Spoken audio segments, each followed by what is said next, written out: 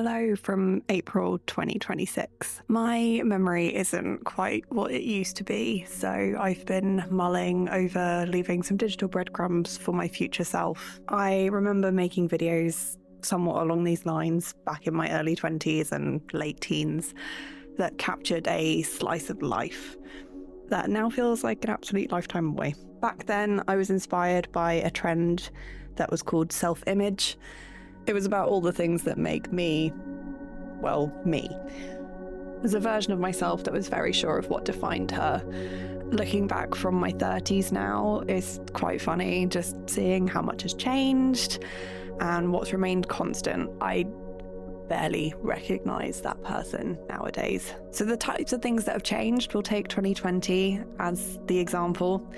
That year that I uprooted everything, which you'll have an understanding of how brilliant my timing is when I remind you that is right as the world shut down. I moved from Berkshire to Surrey, so from my hometown to somewhere else, got married in the middle of that strange summer, and like the rest of the world, I got slightly too obsessed with Animal Crossing. These days, my Sims are mostly gathering digital dust, and instead I've traded Strange Town for Stardew Valley, and when I'm not farming, you might find me and my partner playing Baldur's Gate 3. In some ways, I've gone back to basics. I've picked up sewing again, and even relearned how to knit, and sending a huge thank you to my granny for those first ever lessons when I was a kid. Even my soundtrack feels a little bit like a time machine. I'm listening to a mix of Lily Allen, Verite, Sleep Token. Sometimes I get into my Elder Emo playlist, the whole thing. And honestly, none of it is that far off what I used to listen to in my car, circa 2016. The years that followed were a bit of a blur. Different flats, job changes, and the heavy experience of losing loved ones. I still make my own coffees at home, and it's a habit that I haven't broken since working in a coffee shop back in 2018. But I actually can't even remember the last time I brought a cup of coffee out. Cost of living is wild. Which brings me to now. This time last year, I got antsy. What a surprise. Yet again, I changed jobs.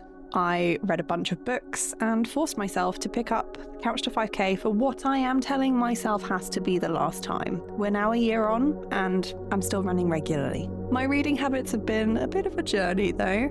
I flew through ACOTAR, Fourth Wing, the Plated Prisoner series, and a bunch of others that are sitting pride of place on my bookshelf. We won't go through all of them. But I've been stuck on reading a book called The Christmas Tree Farm for absolutely ages, and perhaps that's what I get for trying to read a Christmas book in February. And I've been in a slump ever since. But, mentioned it slightly earlier, in the middle of all that restlessness, we finally found a place to call our own, and we moved in to this lovely little house last autumn, exactly 1 week before I was due to run my half marathon. Well done me. I'm just really good at timing, what can I say? And half a year later, we've finally made some headway. Very exciting. We've managed to get some boards down in the loft recently. That's quite literally in the last 2 weeks. And the living room was, for a period of time, no longer a sea of cardboard, but I obviously got antsy again and moved a bunch of other boxes from somewhere else in the house into our living room, so whoops. There is still a lot to do. I guess one of the other questions is future me. Did I ever finish stripping the texture off the hallway ceiling? We'll find out. So, if you can't tell, I am still the same disorganized person that I was at 20. I guess I just have more stories now. I do, however, have pretty much the same hair with just a few more greys. And I guess looking back at the last decade, there's been a lot of things that are up in the air, and I guess that's personal and global. That does leave me wondering about a lot of what ifs. Unfortunately, that is not the life that we're living, but mostly, I guess I am looking at the remaining boxes around me and feeling very grateful to have a place to put them.